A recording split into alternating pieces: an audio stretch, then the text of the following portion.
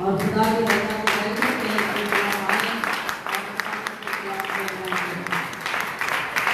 ये पकड़ो।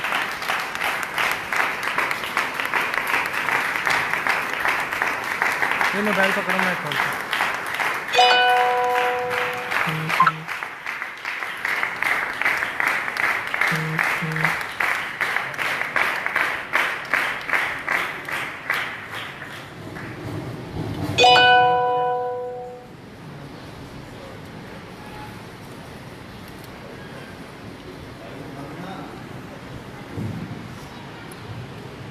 ये मुस्लिम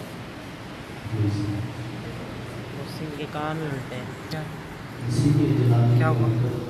इसमें से एक और चीज़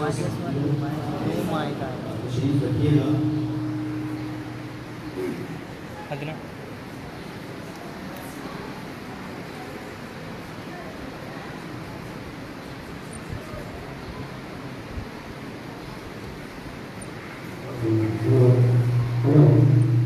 अदनान पे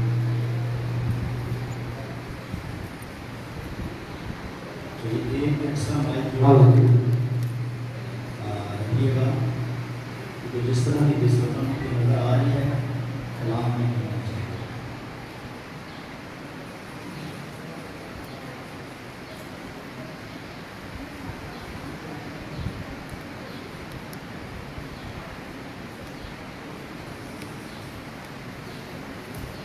मैं शुक्रगुजार अदनान पे इसमें एक और होगी दिखानी क्लिक पे खुदा बाप ये पकड़ और उसके बेटे अपने खुदा यीशु मसीह का जिसके वचन से आज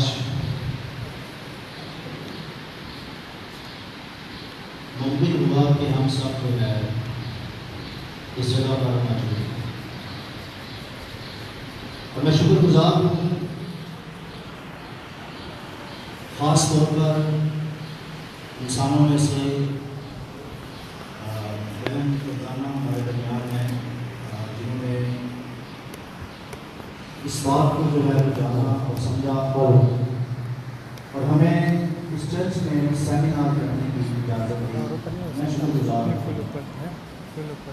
और मुकामी पास्टर खुदा के पास्टर इजाज़त मैं आपके लिए भी खुदा का शुक्र करता हूँ।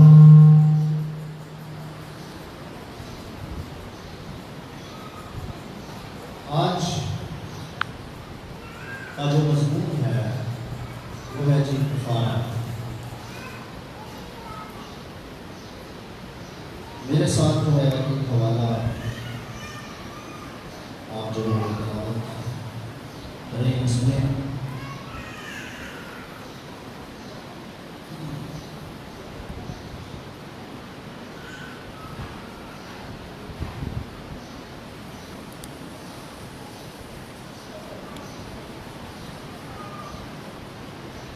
रोमियो के नाम पौलुस रसूल का खत उसका 3 बाब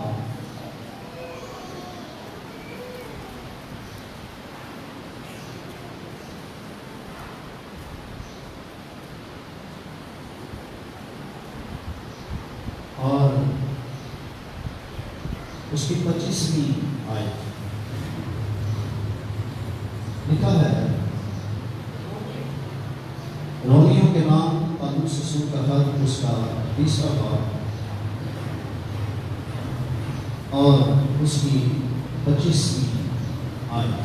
रोमियो रसूल के नाम लिखा हुआ खत उसका 3 बाब और उसकी 25 आयत में यूं मरहूम है।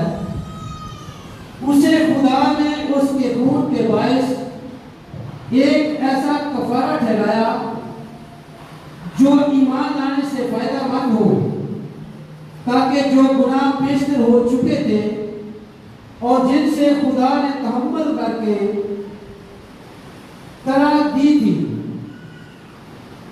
उनके बारे में वो अपनी रास्तबाजी जाहिर करे। खुदा के कलाम के पढ़े जाने पर खुदा की बरकत हो। अच्छा जी, ये ऐसा महकमा उठा लें उसको सिर्फ मेरे पास रखें, जब ये खराबी करेगा तो मैं उसको जो है ठीक है जी, ये चार्जिंग खत्म हो गई।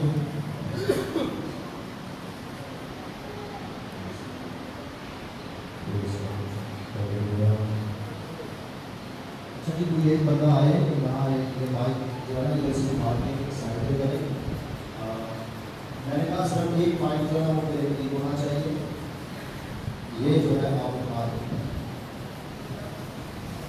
मैं चाहता हूँ कि कलाम जो है वो आप बड़े गौर से सुने।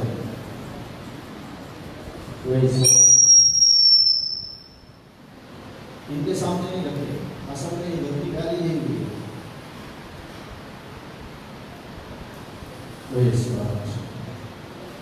सब बोले हालेलुया।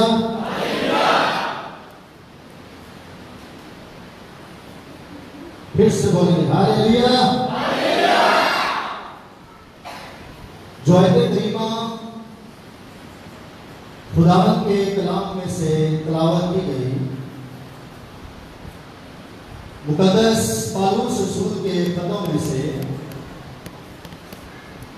रोमियों के नाम पौलुस रसूल का खत, उसका 30वां बाब और 25वीं आयत।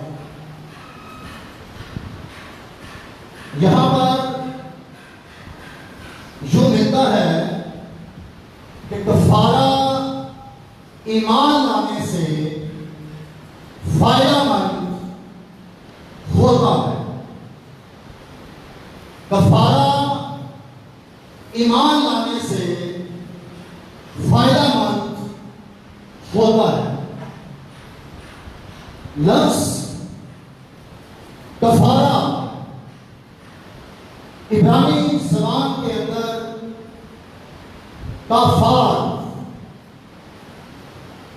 जिसकी जो है वो अंग्रेजी जो है वो अपीस दी गई है, जिसका मतलब होता है ठंडा करना। लफ्ज कफारा इब्रानी ज़बान के अंदर काफार, जिसका मतलब ठंडा करना या इनकार करना है। अभी लफ्ज इसके लिए जो है वो कफर इस्तेमाल हुआ है, जिसका मतलब है तस्कीन देना। अक्सर जो है वो जब किसी की डेथ हो जाती है तो एक लफ्ज हम अदा करते हैं, तशफ़ी। तो लफ्ज जो तशफ़ी है वो भी कफारे ही का एक मतलब है। कफारे के लिए यूनानी अल्फाज, क्योंकि आप में से यहाँ पर बहुत से स्टूडेंट ऐसे हैं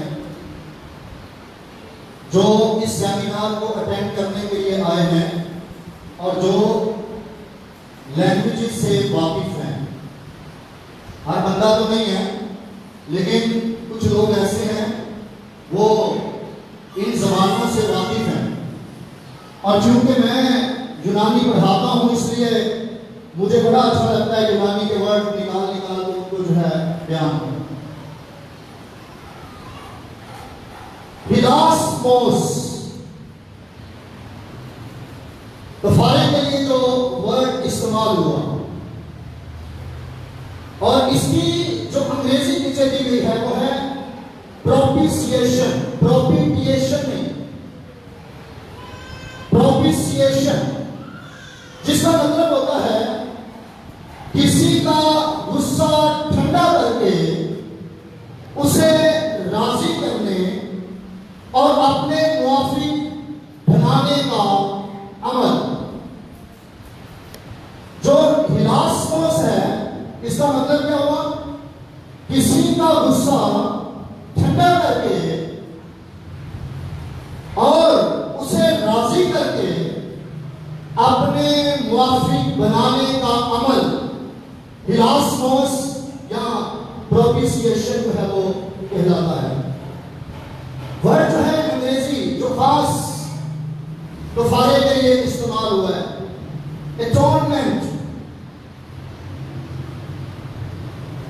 बात ये तो नहीं सोचते कि हम डायरी में लाए। अच्छा, ये बड़ा जरूरी होता है सेमिनार के अंदर। चले एक चीज मैं आपको बताता हूँ। जो खालिद जो है वो इतने फेमस नहीं होते, इतने ज्यादा मशहूर नहीं होते। अब जब उनकी मीटिंग्स में लोग आते हैं,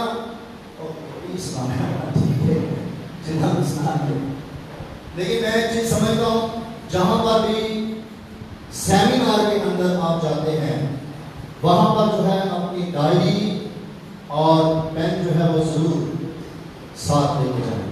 हमारे पास इतना बजट नहीं था कि हम जो है ये सारी चीजें मुहैया कर सके। साफ बता रहा हूं। चले खैर, लफ्ज एटॉनमेंट जो है, जिसका मतलब फिदिया भी होता है, जिसका मतलब सुलह करके एक कर लेना भी होता है। अब सुलह का एक लॉजिक होता है। अब सुलह का लॉजिक क्या है कि दो पार्टीज के दरमियान एक शख्स को खड़ा किया जाता है जो मीडिएटर का काम करता है, और जो दो पार्टीज के दरमियान शख्स खड़ा किया जाता है उसको मीडिएटर यानी दरमियानी कहा जाता है। और जो दरमियानी होता है वो हर दो खूबियों का मालिक होता है। आपका जो कफारा है और आपका जो फिदिया है, आपको जो निजात मिली, आप जो छुड़ाए गए, एक दरमियानी आपके दरमियान में आया। वो खुदा की तरफ से खुदा और इंसान की तरफ से इंसान। वो अपने बाप के जोहर से, जोहर कहते हैं साथ को, जोहर कहते हैं एसन को, वो अपने बाप के जोहर से वो खुदा है, और वो इस आलम में अपनी मां के जोहर से यानी अपनी मां के जात, अपनी मां की जात से वो इंसान है। वो खुदा है और वो इंसान है। फिर हम उसको एक नाम दे देते हैं क्राइस्ट, मसीह। तो फिर मसीह कौन है? वो खुदा है और दूसरे नंबर पर वो इंसान है। वो खुदा है कैसे? अपने बाप की जात से, जिसे इलोहियत कहा जाता है, और वो इंसान है अपनी मां की जात से, जिसे बशरियत कहा जाता है। जो हम मसीह को जो है वो गिनते हैं, और जब हम मसीह को गिनते हैं तो मसीह जो है इस काबिल है कि वो इंसान और खुदा का दरमियानी, इंसान और खुदा का मीडिएटर हो सके। अगर आप किसी भी इंसान को जो है खड़ा करके फर्ज कर ले कोई ऐसा कुदरत वाला नबी होता, बड़े बहुत साफ करने वाला नबी होता, और वो दरमियानी बनता, तो हकीकत अलग है, वो दरमियानी बन नहीं सकता था। उसका सबब वो इंसान तो है पर वो खुदा नहीं। तो जरूरी क्या था? जरूरी ये था कि एक ऐसा शख्स खड़ा करो जो दो जातें रखता हो, और मसीह के अलावा पूरी कायनात के अंदर दो जातें किसी की नहीं। मसीह जो है वो खुदा है और मसीह जो है वो इंसान है, और फिर मसीह को जो है वो दरमियान में खड़ा कर दिया गया। वो इलोहियत भी रखता है, वो इंसानियत भी रखता है। खुदा की जात को इलोहियत कहा जाता है और इंसान की जात को जो है वो इंसानियत कहा जाता है। और वो खुदा है और इंसान है, इसलिए वो दरमियान में खड़ा हुआ ताकि वो खुदा की तरफ से खुदा हो, इंसान की तरफ से इंसान हो। इंसान गुनाहगार है, फिर खुदा को, जो खुदा का बेटा खुदा है, जमीन पर आकर इंसान बनना पड़ा ताकि वो इंसान इंसानों को खुदा के साथ मिला सके। ये सुलह का लॉजिक होता है।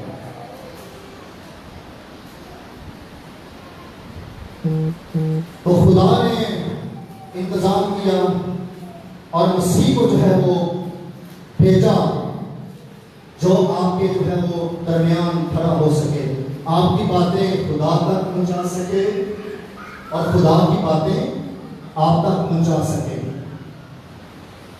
खुदा की जात आप में शामिल कर सके और खुदा आपकी जात को खुदा की जात में शामिल कर सके। फिर सुनिएगा सुनते हो, खुदा की जात को आपको दे सके। आप इंसान के ताल्लुक से बोलता हूं, खुदा की जात को इंसान को दे सके और इंसान की जात को खुदा की जात में शामिल कर सके। कहां से बोल रहा हूं? जाते इलाही में शरीक हो जाए। तो यूं जो है आपकी जो है वो सुलह एटोनमेंट का मतलब जो है इस तरह पूरा होता है। कफारा का जो है फायदा ये है कि कफारा से जो 3 पॉइंट्स मैंने लिखे हैं जो यूनिक हैं और ऐसा कोई भी नहीं कर सकता। कफारा के सबब से नंबर 1 आपको निजात मिली। निजात का मतलब होता है छुटकारा। कहां से निजात मिली? फिर सब पॉइंट लिखे जी। गुनाह से। अच्छा, कोई भी जुमला ही ना बोले मुझे खुदा से निजात मिली, मुझे मसीह से निजात मिली, मुझे बेटे से निजात मिली। जब आप ये कहते हैं ना मुझे खुदा से निजात मिली, मुझे बेटे से निजात मिली, मुझे मसीह से निजात मिली, तो आप पता क्या कह रहे हैं? मैं खुदा से छूट गया, मैं मसीह से छूट गया, मैं बेटे से छूट गया। आपने कहना है यीशु मसीह ने निजात दी गुनाह से, यीशु मसीह ने निजात दी पॉइंट नंबर 2 शैतान से, यीशु मसीह ने निजात दी पॉइंट नंबर 3 आगे अल्लाह से। ये मेरे 3 पॉइंट है। कफारा के सबब से निजात मिली। सब पॉइंट्स क्या जी? गुनाह से, शैतान से और आलमे अरवा से। ये वो 3 पॉइंट्स हैं। कोई इंसान ना तो इससे बच सका और ना इससे बचा सका। बात समझ में आती? गुनाह, शैतान और आलमे अरवा। अब मैं क्या कह रहा हूं? कोई भी इंसान ना इससे बच सका और ना इससे बचा सका। Hallelujah, praise God. खुदा का बेटा यीशु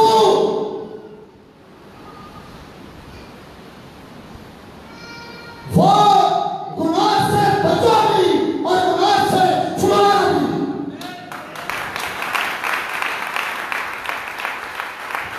शैतान से बचा भी और शैतान से छुड़ाया भी। आदमी राह से बचा भी और आदमी राह से छुड़ाया भी। कोई इंसान दुनिया में ऐसा नहीं जो गुनाह से बचा हो, शैतान से बचा हो, आदमी अरवा से बचा हो। फिर मज़हब के अंदर जो है वो छोटे छोटे कॉन्सेप्ट्स थे, क्योंकि हमारे साथ जो है यहूदियों का कलाम जुड़ा हुआ है। तो यहूदी जो है वो एक कॉन्सेप्ट रखते थे, हम कुर्बानियां गुजराते हैं, हमारे गुनाह जो है वो माफ हो जाएंगे। शायद उनकी ये भी पहचान हो, हमारे गुनाह मिट जाएंगे। और वो क्या करते थे? वो कुर्बानियां गुजराते थे इसके लिए। जो डायरी कॉपी लेकर आए हैं, पॉइंट्स, कुर्बानियां। Number 1 burn offering. हवाला अहबार की किताब 6 बाब 8वीं आयत। अहबार की किताब 8वां बाब 18वीं आयत। बर्न ऑफरिंग जिसे आप सोमनी कुर्बानी कहते हैं, ये बनी इस्राइल का है प्रोग्राम को। नंबर 2 ग्रेन ऑफरिंग जिसे जो है नजर की कुर्बानी कहा जाता है। अहबार की किताब 6 बाब उसकी 14वीं आयत। Peace offering number 3 peace offering जिसे उर्दू के अंदर सलामती की कुर्बानी। अहबार की किताब 7वां बाब और 11वीं आयत। सिन ऑफरिंग खुदा की कुर्बानी। अहबार की किताब 5वां बाब पहली आयत 6 बाब 24वीं आयत। जेस्पास ऑफरिंग जुर्म की कुर्बानी। अहबार की किताब 5वां बाब और 14वीं आयत 7वां बाब 1 से 6। तो ये वो कुर्बानियां थी जो गुजराते थे, और इन कुर्बानियों को गुजरान कर वो अपने आप को तसल्ली देते थे।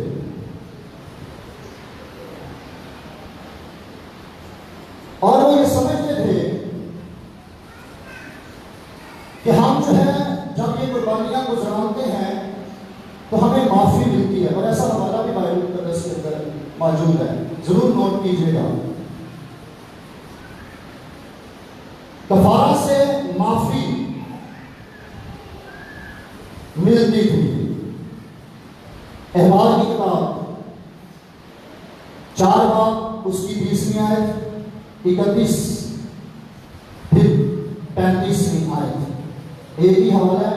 अहबार की किताब चैप्टर 1 है 14 बाब 20वीं फिर 26 फिर 31 और फिर 35।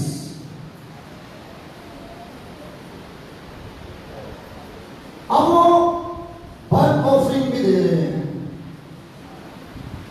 ग्रेन ऑफरिंग भी दे रहे हैं, पीस ऑफरिंग भी दे रहे हैं, सिन ऑफरिंग भी दे रहे हैं, ट्रेसपास ऑफरिंग भी दे रहे हैं, सोबत की कुर्बानी भी गुजरान रहे हैं, नजर की कुर्बानी भी गुजरान रहे हैं, सलामती की कुर्बानी भी गुजरान रहे हैं, खुदा की कुर्बानी भी गुजरान रहे हैं, जुर्म की कुर्बानी भी गुजरान रहे हैं।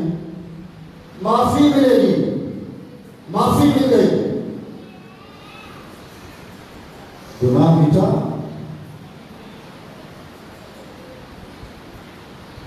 गुनाह नहीं मिटा। क्यों? क्योंकि गुनाह इंसान की नेचर के अंदर था, गुनाह इंसानियत के अंदर मौजूद था। कौन सी इंसानियत? जिस इंसानियत में खुदा ने आदम को पैदा किया, जिसमें इंसान को पैदा किया, उस इंसानियत में गुनाह था।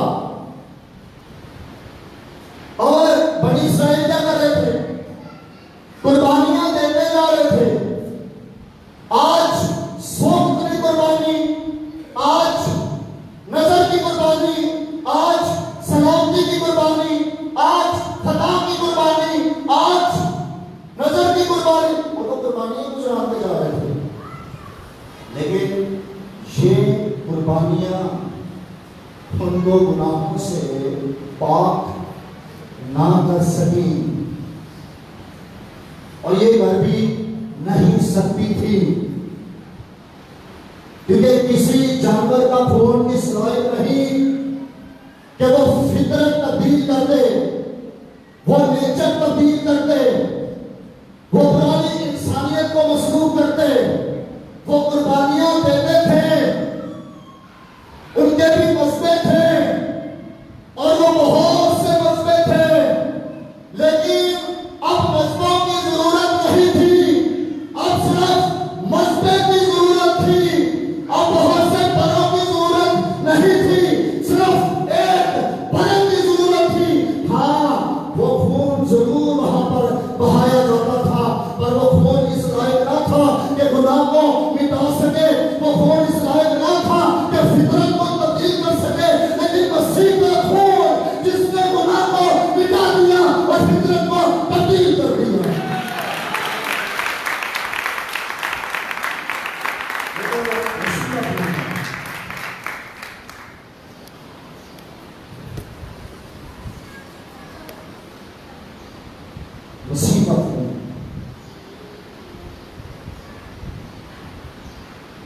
साहब से गुनाह क्यों नहीं छूटता?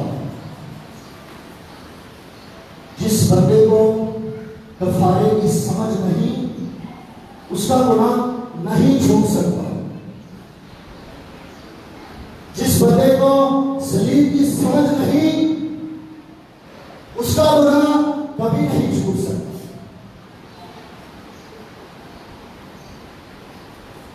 क्योंकि ये सिर्फ इब्जी होने की बात नहीं है।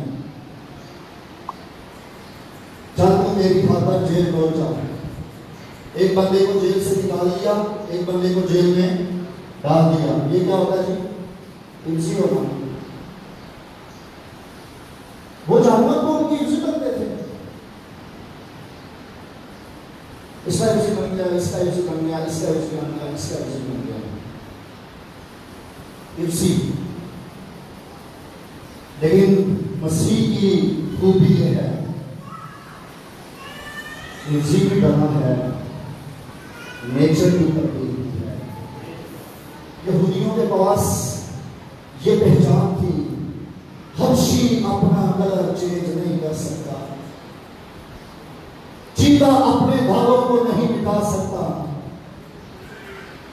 ये वो थी यहूदियों की पहचान, और दूसरा ने बना ली अपनी पहचान।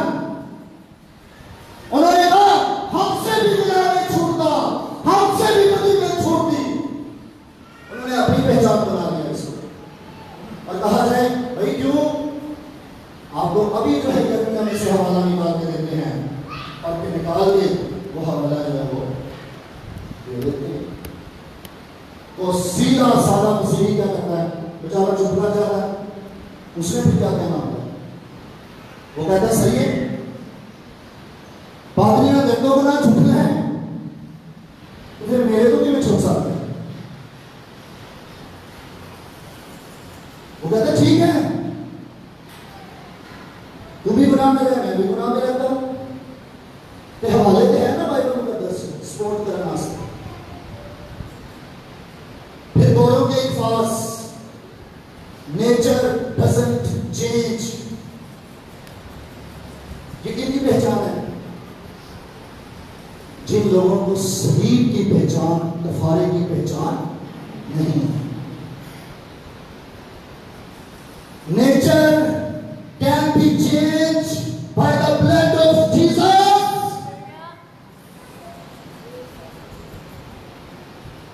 फितरत तब्दील हो सकती है, पर सिर्फ एक ही जगह है जहां पर फितरत तब्दील हो जाती है, जहां पर पति का आदमी अपने गुनाहों को छोड़ देता है। वो एक ही जगह है, वो एक ही मसला है, और वो सलीब है, और वो बड़ा खुदा का बेटा मसीह है। जोरदार वाले जो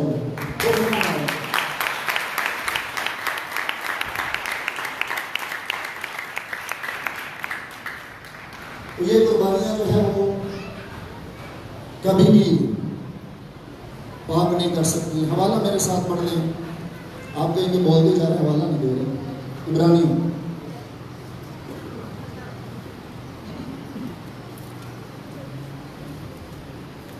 का खत,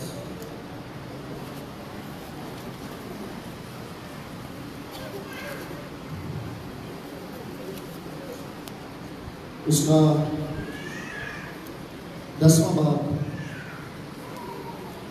4वीं आयत से लिखा है, अगर मैं तीसरी से लिखा है, बल्कि वो कुर्बानियां साल ब साल गुनाहों को याद दिलाती हैं, क्योंकि मुमकिन नहीं कि बैलों और बकरों का खून गुनाहों को दूर करे।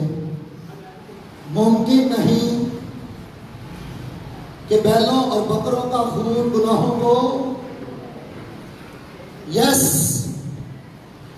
मुमकिन है कि मसीह का खून गुनाहों को दूर करे। मुमकिन नहीं कि बैलों और बकरों का खून गुनाहों को दूर करे। तो फिर मुमकिन क्या है? मुमकिन यह है कि मसीह का खून गुनाहों को दूर करे। फितरत तब्दील हो गई, इंसानियत मसलूब हो गई, और ये जो है मसीह ने किया। तो मेरा पॉइंट ये था कि गुनाहों से जो है वो कौन छुड़ाता है, कौन बचा गुनाह से, कौन गुनाह से बचा? एक ही इंसान, एक ही सिर्फ वही बचा, उसने बचा लिया।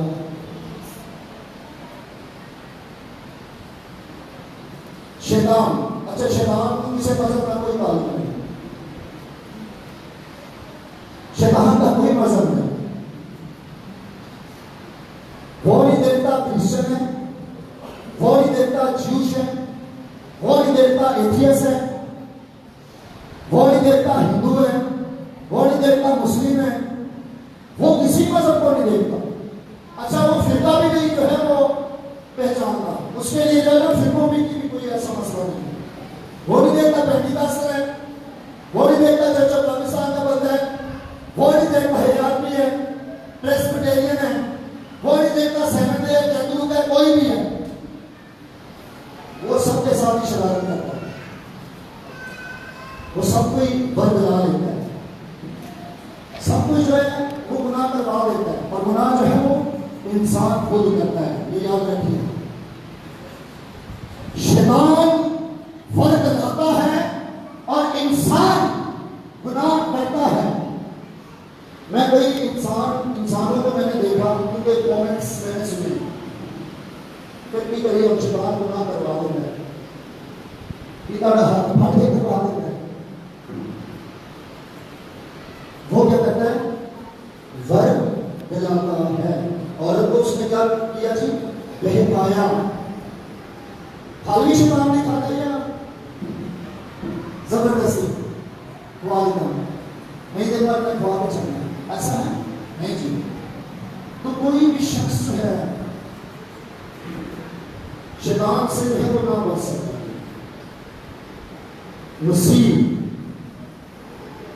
खुदा का बेटा यीशु, इंसान ने गुनाह कर दिया, खुदा ने अपने बेटे को इंसान बना दिया, नबूवत हो गई, वो तो तेरे सर को कुचलेगा और तू उसकी एड़ी पर काटेगा। शैतान जो है वो बड़ी कोशिश करता रहा, मसीह सलीब तक ना पहुंचे, मसीह सलीब से पहले ही हलाक हो जाए। मसीह पैदा हुआ, 2 साल के बच्चे करवा दिए, पहाड़ी से मसीह को गिराने की कोशिश की, संसार करने की मसीह को कोशिश की, और कई दफा मसीह को मार देने की कोशिश की, लेकिन मसीह अपने पर्पस और अपने फोकस में कामिल है। मसीह भटका ही चला गया, शैतान एड़ी पर काटता गया, मसीह भटका ही चला गया और मसीह सलीब पर पहुंच गया, और शैतान मसीह का कुछ भी बिगाड़ ना सका, बल्कि मसीह ने शैतान के सर को कुचल दिया।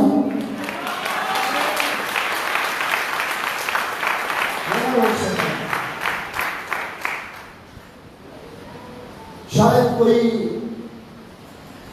बल्कि मैं यूं कहता हूं कि बहुत से लोग वहां पर यही सोचते होंगे, देखो मसीह की जिंदगी खत्म हो गई,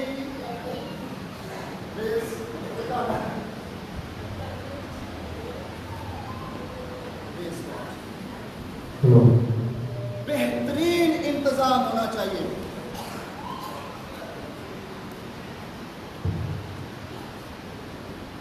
तो मैं क्या कह रहा हूं जी, मैंने क्या कहा था, आखिर जो मैं बोलूंगी क्या, किसने सोचा मसीह की जिंदगी तो खत्म नहीं हो सकती, माइक की जिंदगी खत्म, यही वजाहत जो है वो सोच रहे हैं, देखो मसीह की जिंदगी खत्म।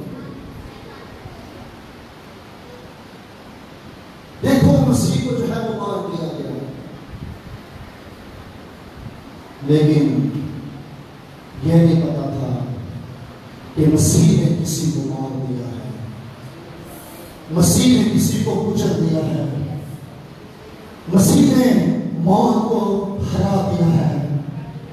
गुड फ्राइडे के रोज, पाक जुमे के रोज हमारे लिए गुड फ्राइडे हो गया, हमारे लिए पाक जुमा हो गया, और हम बड़ी खुशी के साथ उस दिन को सेलिब्रेट करते हैं। क्यों? क्योंकि उस दिन मसीह ने कुछ तमाम किया है, और उस तमाम में एक काम जो मसीह ने किया वो शैतान के सर को कुचलकर उस रिश्ता को पूरा किया है जो पैदाइश की किताब के अंदर थी। एक ऐसा काम पूरा होना चाहिए। नंबर 3, कितनी बातें मैंने करवाई थी? तीसरे नंबर पर आलमे अरवा, इसको जो मैं थोड़ा सा बयान करना चाहता हूँ डिटेल से, क्योंकि इसकी बहुत बहस है, बहुत बहस है। आप जितने भी इंसान यहाँ पर बैठे हैं, खुदा ने आपको जमीन की मट्टी से बनाया, और जमीन की मट्टी से जो हिस्सा आपका बनाया गया है वो है आपका बदन। बदन चूंकि इस जमीन के अनासर से बनाया गया है, लेकिन खुदा ने आपके अंदर रूह भी रखी है। वो जो आपके अंदर रूह है वो जमीन के अनासर से नहीं है। अब बदन के अनासर के एतबार से मैं ये कहता हूं कि रूह आलमे अरवा के अनासर से, मेरा पॉइंट समझे? मैंने क्या कहा? मैंने कहा कि बदन इस जमीन के अनासर से, एलिमेंट्स इस जमीन के जो है वो आपके बदन के अंदर है। अब इसके एतबार से, लफ्ज बदन के अनासर के एतबार से मैं रूह के साथ अनासर लफ्ज इस्तेमाल कर रहा हूं, हालांकि अनासर लफ्ज जो है वो मादियत को दिया जाता है, ठीक है जी। और रूह में मादा नहीं है, रूह मादी नहीं है, रूह गैर मादी है।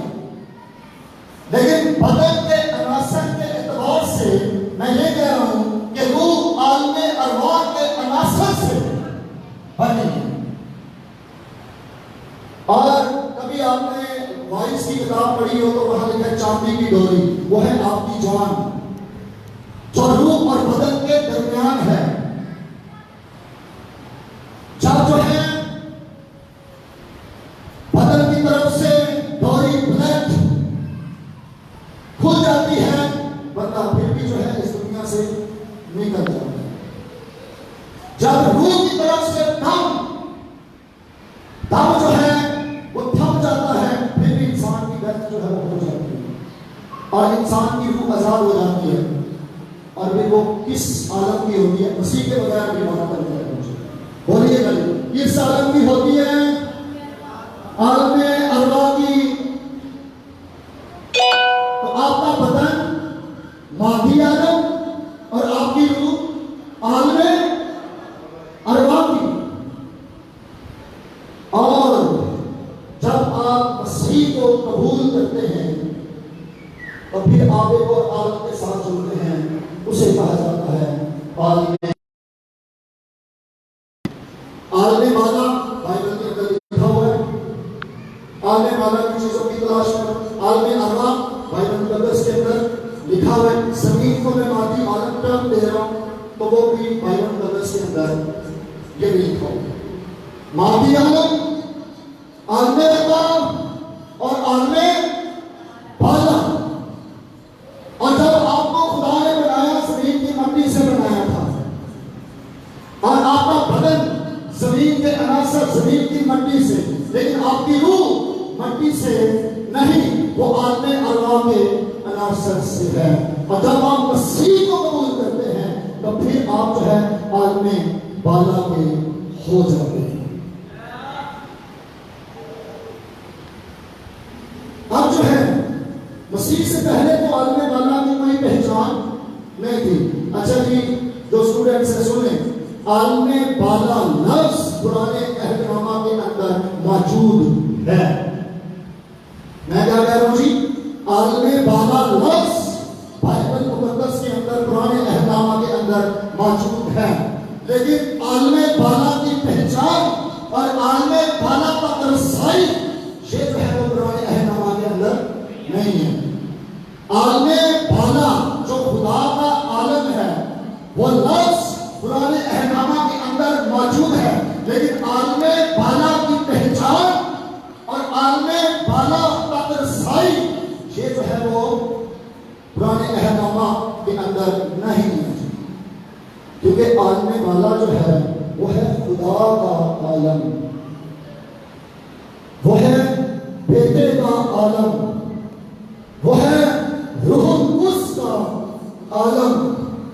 और खुदा के आलम में होने के लिए खुदा की साथ की जरूरत है। और जिस बंदे के अंदर खुदा की जात है नहीं, वो जो है वो आलमे बाला पर कभी भी नहीं जा सकता। मैं इससे बेहतर के थोड़ा सा आगे लेके जाऊं इसको। मैंने कफारा मजमून को ना क्यों चुना? बच्चे कह रहे थे हम अहद चुने, क्योंकि अहद की भी बड़ी जरूरत है। वैसे दूसरा अहद की भी बड़ी जरूरत है, लेकिन कफारा मैंने ना क्यों चुना?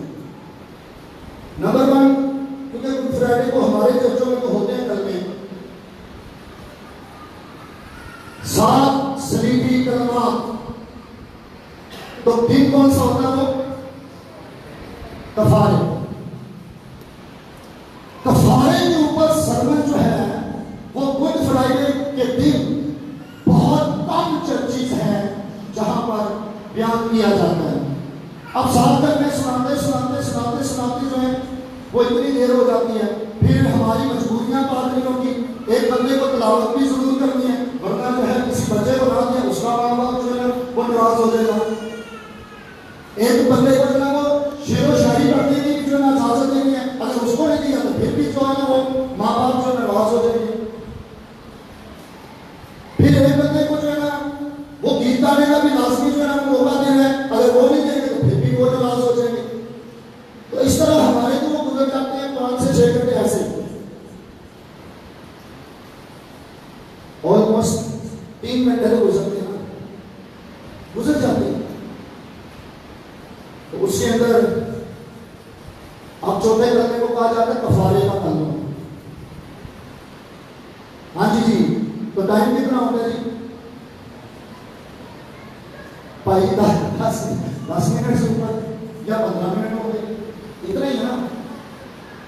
फिर लोग कफारे की तारीफ से महरूम रह जाते हैं, फिर बचानों को ये पता नहीं चलता कि हमें निजात मिल कैसे गई है। आप सवाल करें, आप निजात याफ्ता हैं? कई तो ये भी करेंगे कि हम ये क्या बैठे अगर हम निजात याफ्ता हैं, तो फिर जो है वो दूसरा सवाल करेंगे आप गुनाह नहीं कहते?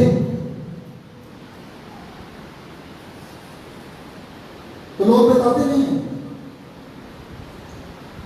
तो खैर, तो कलमे बयान करते करते जो है वो बड़ा टाइम जो है वो गुजर जाता है और लोगों को ये पहचान नहीं मिल पाती हम नजात कैसे पा चुके हैं, हमने नजात कहां से पा ली, हुआ क्या असल में। तो तीसरा पॉइंट मैं अब बयान कर रहा हूं, आलमे अरवा। आप आलमे अरवा से छूट गए, मसीह के वसीला से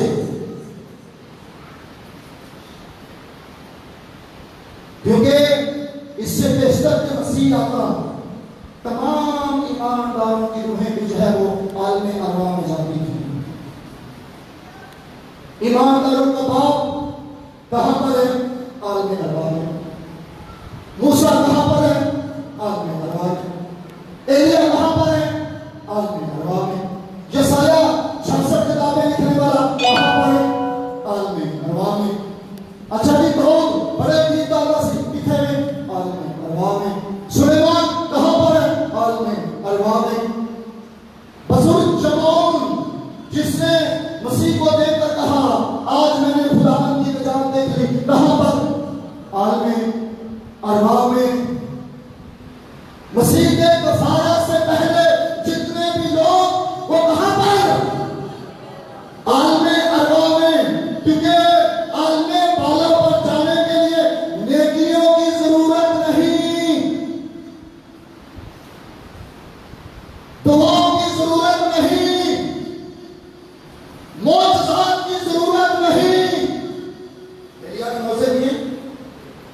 मुर्दा जिंदा किया, अलीशा ने मुर्दे जिंदा किए।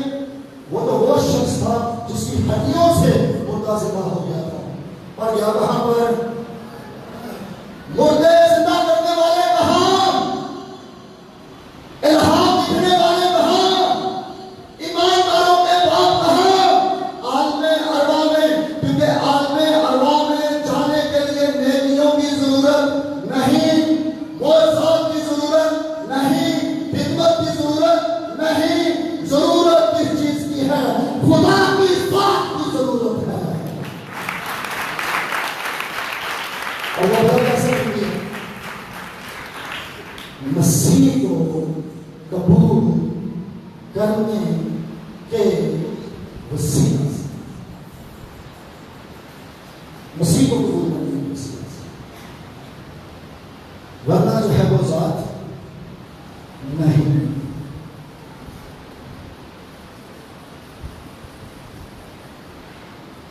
एक यूनानी मैथ है,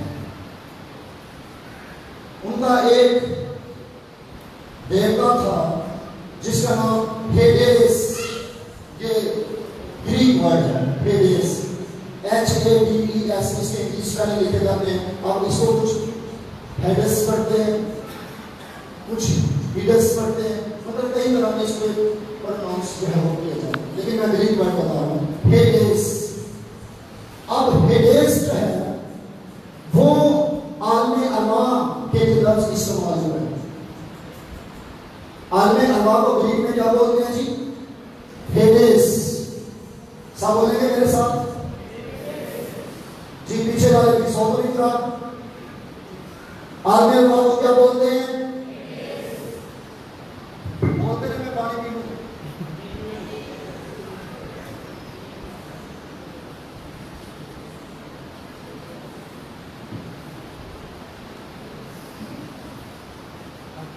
हेडेस ग्रीक गॉड, इसको कहा जाता था अंडरवर्ल्ड गॉड, मतलब जमीन के नीचे का गॉड जो खुदा है। क्योंकि यूनानियों के नजदीक भी आलमे अरवा कहां पर है? नीचे। यहूदियों की भी कुछ इसी तरह की पहचान थी, जमीन के नीचे। पादरियों की भी पहचान कहां पर है? जमीन के नीचे। आता जी सवाल सैफुद्दीन कितों आई? तो जमीन के नीचे हेडेस, आलमे अरवा, वो मादी आलम नहीं कि मादी आलम में हो। मैंने पहले बताया वो गैर मादी आलम है, तो मादियत में उसका क्या काम है? वो रूह का आलम है, जहां पर जो है वो रूहें जाती हैं। अब मैंने चूंकि कफारा जो है वो बयान करना है, इस पे जो है वो बहस नहीं कर रहा। हेडेस वो कहते थे अंडरवर्ल्ड गॉड। और जब भी कोई शख्स मर जाता है तो ग्रीक कहते थे, यूनानी कहते थे, हमारा अंडरवर्ल्ड गॉड हेडेस वो उसके कब्जा में चला गया है। और मसीह मत्ती की अंजील 16वें बाब के मुताबिक कैसरिया फिलिप्पी के इलाका में गया, जो फिलिप्पी असल में लफ्ज फिलिप्पी है, लेकिन हमारा जो है वो इसको जो है प्रोनाउंस जो है फिलिप्पी करते हैं, फिलिप्पी के ऊपर तशरीफ पड़ी हुई है पे के ऊपर। तो कैसरिया फिलिप्पी के इलाका में गया। अब जो फिलिप्पी है, फिलिप जो सिकंदर आजम का बाप था, कुछ लाके उन्होंने जो है ना वो छुड़ाए और उनके नाम से जाने जाते। और मसीह वहां पर गया और मसीह ने कहा, लोग मेरे हक में क्या कहते हैं? शागिर्दों ने कहा, बास तुझे एलिया कहते हैं, बास तुझे यर्मिया कहते हैं, बास तुझे नबियों में से कोई कहते हैं। यीशु ने क्या अन्य देर होगी मेरे लाल उसी विनती के, आप मुझे क्या कहते हो? पतरस थोड़ा जज्बाती सा एक डिसाइपल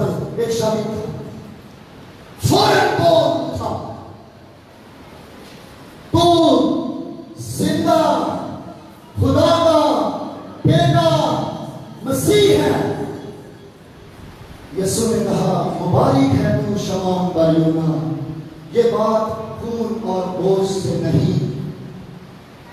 इसका मतलब है तुम्हारा सेहत नहीं कह रहा, तुम्हारा दिल नहीं कह रहा, बल्कि मेरे आसमानी बाप ने तुझ पर जाहिर की, लव जाहिर रिवील, जिसे आपका रेवलेशन निकला है, इसका मतलब है बाप ने तुझे मुकाशफा किया। और मुकाशफा क्या है?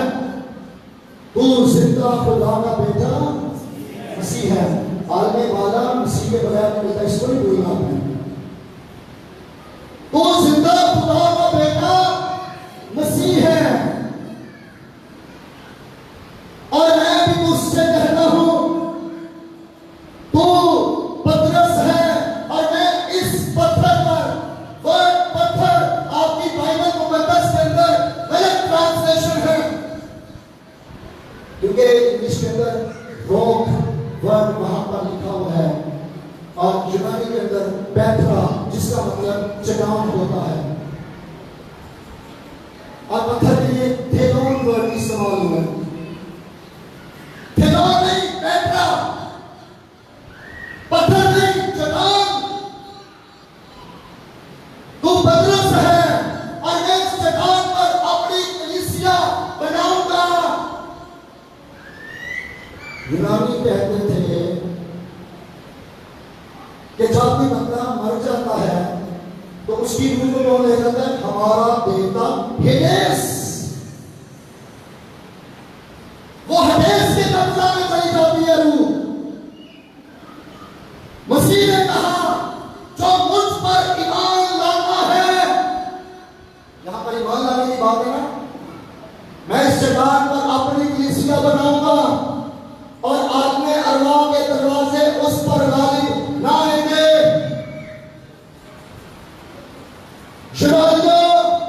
तुम्हारा अकीदा यह है कि इंसानी रूह को हेडेस देवता लेकर चला गया, पर मेरा यीशु वहां से भी रूहों को छुड़ा के ले गया।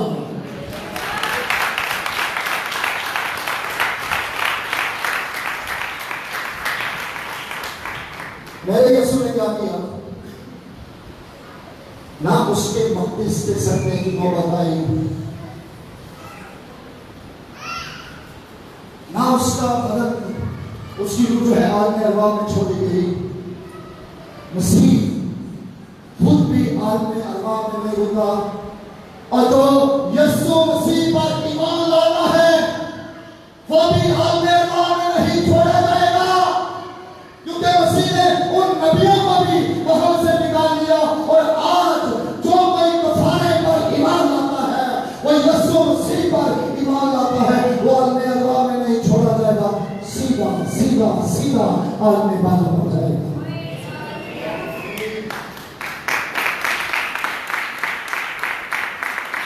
नहीं छोड़ा। तो ये बता कैसे हुआ? कफारा में हम सच्ची का सोया चर्च बोला हमने, सच बता, मैं खातों को एग्जाम नहीं दे रहा, मैं ये कह रहा हूं कि भाई उनको टाइम नहीं दिया जाता। मतलब अगर मैं यहाँ का मुकामी पास्टर हूं तो मुझे ही नहीं मिलना, तो कफारा जो है वो यहाँ नहीं। कफारे के सबब से आप जो है वो गुनाह से छूटे, कफारे के सबब से आप शैतान से छूटे, कफारे के सबब से आप आलमी अरवाह से छूट गए। आप किस जगह पर हैं?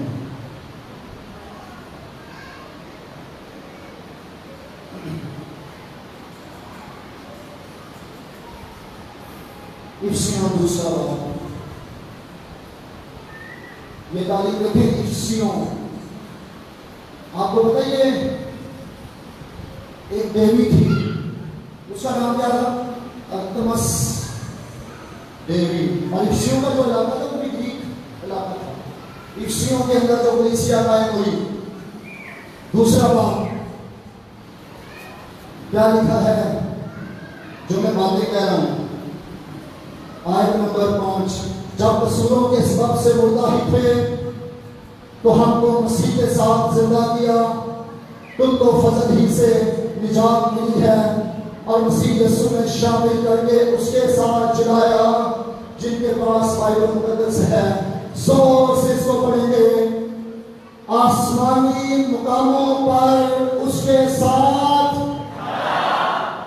बिठाया या बिठाया? हो गया कि होगा? इस वक्त आप कहां बैठे? हमारे बुजुर्ग पास्टर साहब के चर्च में ईमान में मसीह ने कहा ठीक हाल में सच कह रहे थे, कहानी सुना रहा। बाइबल मुकद्दस झूठ नहीं बोलती, बाइबल मुकद्दस है वो सच कहती है। और ईमान में आप किस जगह पर हो जी? आलमे बाला पर हो। ईमान में कहां पर हो? आलमे बाला पर हो। और ये कफारा इस वक्त से हुआ है। आज आप यीशु मसीह पर ईमान रखते हैं और ईमान में आलमे बाला पर जो हो जाकर बैठे मसीह होंगे। और ये फजल सिर्फ मसीह में मिलता है। मुझे प्राउड है कि मैं क्रिश्चियन हूं। मुझे फख्र है कि मैं मसीही हूं, क्योंकि मेरा क्राइस्ट सलीब पर कुर्बान हुआ, उसे इधर दफन किया गया, वो मुर्दों में से जी उठा। जब वो मसलूब हुआ तो मैं मसलूब हुआ, जब वो दफन हुआ तो मैं दफन हुआ, जब वो जी उठा तो मैं जी उठा, जब वो आलमे बाला पर बैठ गया तो मैं आलमे बाला पर। Hallelujah hallelujah. मैं बात वैसे ये पहला सेशन है, आइए अपने अंदर बनते हैं। Praise God.